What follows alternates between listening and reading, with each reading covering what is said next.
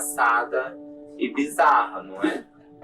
Porque o pessoal larga tudo para vir para São Paulo, daí fazer uma transição, daí um casamento, daí morar na rua, aí virar, começar a costurar, ainda tentar cuidar de todo mundo que está ao redor. É difícil. Quando for gay, tá bom. Não podia ser uma trans. Só que daí eu me sentia feliz. Aqui eu sou livre. Ninguém me segura. Tem que se correr atrás do que se quer. Não adianta só botar na cabeça e correr atrás. Daí é um plano vazio.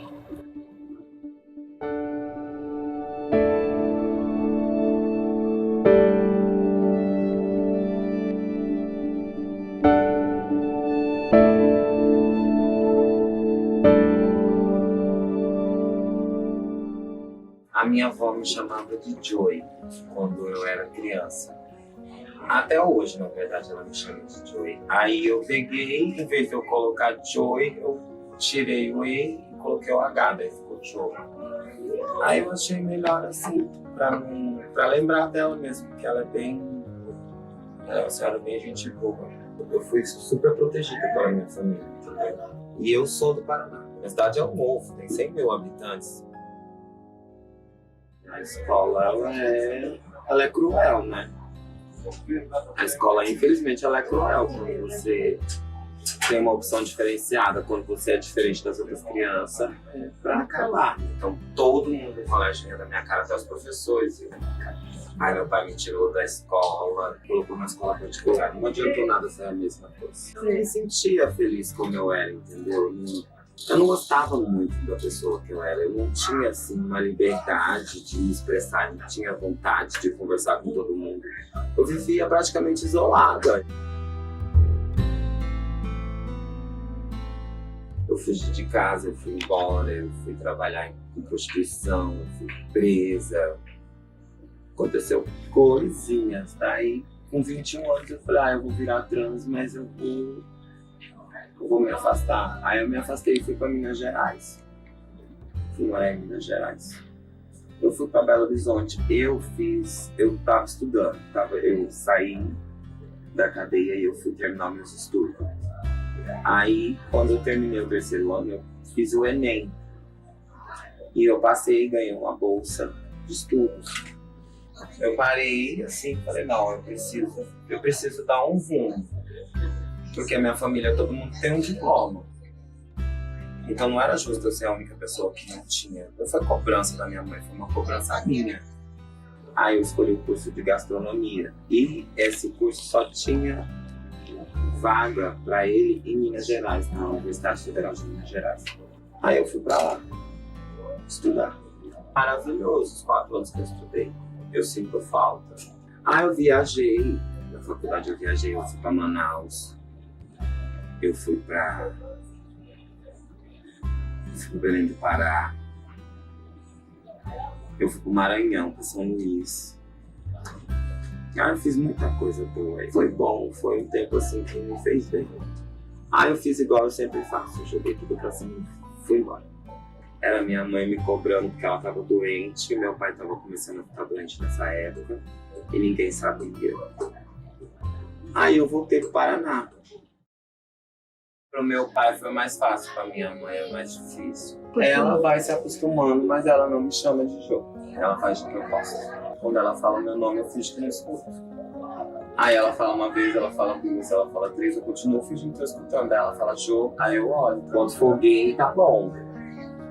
Não podia ser uma trans. Hoje eles aceitam, mas agora também não volto mais. Eu sinto falta. Querendo ou não, ela é muito minha amiga. Com 15 dias a gente já começa uma tacar as coisas na cara da outra, daí cada uma caçou. Tava deitada, sempre deitada no sofá, assistindo Profissão Repórter. Tava passando uma reportagem de quando eles faziam ações, quando eles fazem ações aqui no Fluxo. E eu tava vendo a polícia tacando bomba, aquele monte de gente correndo. Aí eu falei pra minha mãe, não quero ir lá pra Cracolândia. E ela, o que você vai caçar lá? Eu falei, eu quero ver. Aí na outra semana eu vim pra São Paulo. Eu vim no trecho, veio eu e uma amiga minha, nós demoramos 7 dias para chegar em São Paulo, foi um inferno. Eu andei 20 quilômetros a pé.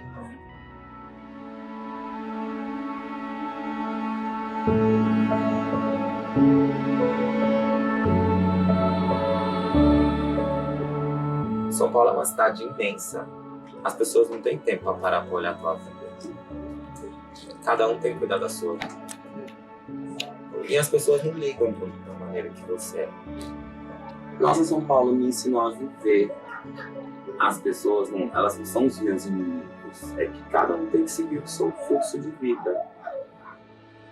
Porque São Paulo, eu acho que quase todo mundo que está aqui é diferente. Ninguém que está aqui é exatamente normal. Eu aprendi a costurar no coletivo. Até aí, eu nunca imaginei que eu ia sentar numa máquina de costura e eu tinha pavor. Aí, até quando a Carmen me chamou a primeira vez, eu falei, eu não vou, o que eu vou caçar lá? Eu não sei costurar, eu não quero costurar, eu não vou costurar. Tava sentada ali na General Osório, ela passou e falou assim, vamos lá conhecer o teatro comigo. Falei, vamos lá. Aí eu vi ela costurando, daí no outro dia eu vim de novo. Aí eu vim de novo, daí ela começou a me ensinar a colocar linha na máquina. Aí eu fui e hoje eu me apaixonei pela costura. Eu gosto de costura. Já vai fazer 2 anos. As meninas aqui, a gente se apoia, a gente se ajuda. Na verdade, foi a maioria fui eu que trouxe. Quase todas. E o coletivo, que é esse espaço aqui que eu amo muito, eu quase há 2 anos com a Carmen, né? E vim através da Jo, né? Um sorriso que você consegue tirar de uma amiga, uma pessoa que está chateada, uma pessoa que precisa de um conselho, um sorriso que você consegue tirar dela, já é uma emoção grande, né? Então, a alegria é um coletivo, tem sentimento que nem esse, né? Amo muito as meninas, elas me fazem sorrir muito, eu choro. Amo estar no coletivo, amo entregar marmita para moradores de rua, amo conversar com eles. Eles são da Cracolândia, né?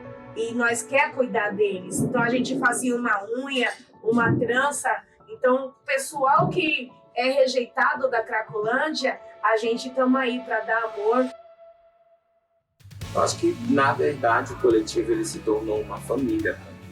Uma mulher de verdade, ela se espelha em outra mulher. A pessoa ela tem que se espelhar naquela pessoa que traz força para ela.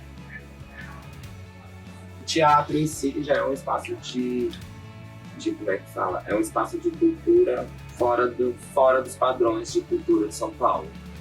O teatro de contém. Tem pessoas que olham para mim, quando eu falo que eu trabalho perto da luz, acham que eu fico na frente do hotel. Quando eu falo, não, eu vou para uma oficina de costura, eu trabalho no teatro de container, de usar, de teatro, PPP. Você não faz? Não faço programa. Entendeu? Eles impõem muito uma figura para as pessoas. E eu não acredito nisso. Eu acredito, como acho que todo mundo que está aqui acredita, que a gente é diferente, tem que ser diferente.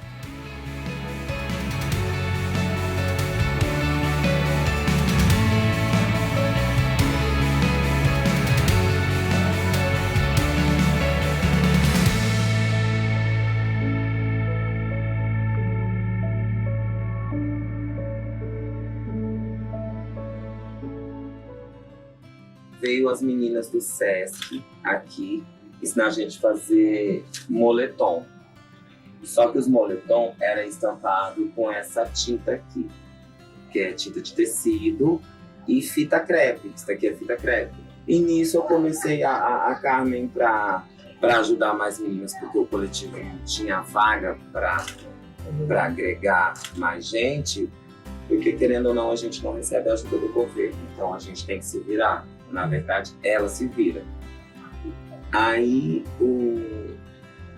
ela montou uma oficina e deixou as meninas virem uma vez por semana para aprender a fazer isso daqui, para aprender a fazer a estamparia. E eu comecei a ensinar. E para mim é maravilhoso, porque você pegar uma camiseta branca, depois você passar uma tinta em uma coisa, depois quando você tirar, você vê o que você fez, é fantástico. É diferente quando você faz. Tem outro valor.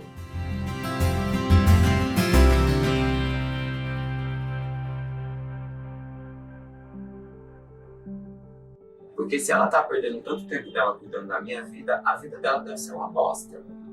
Parece que a sigla LGBT ela só cresce, mas a mente da comunidade LGBT só diminui. Porque a gente não consegue apoiar uns aos outros. Dentro da nossa própria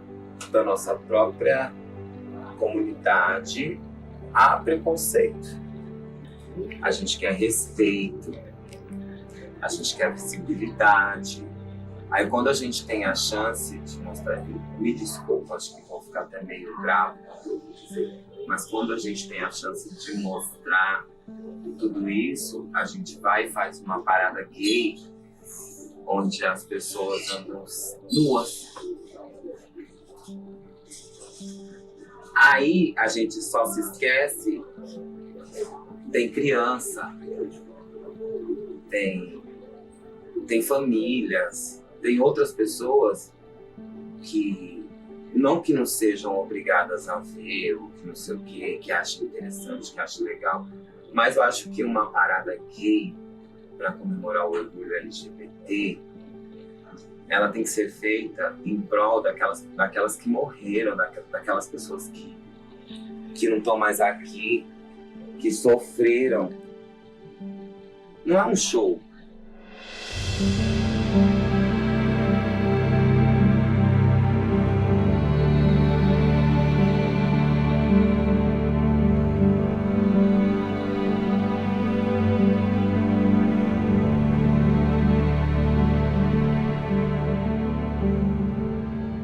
A comunidade LGBT se fortalecer em se cuidar para poder impor o respeito diante da sociedade.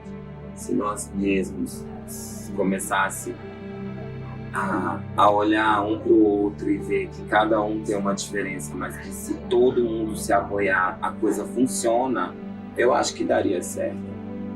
Conseguiria parar com tudo isso que acontece. Mas até lá, segue o baile.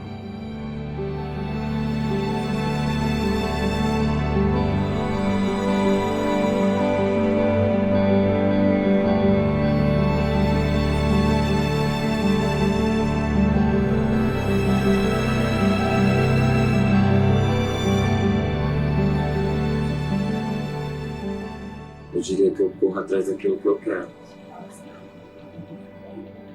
E vou continuar correndo. Não tem como parar. Porque o mundo não para.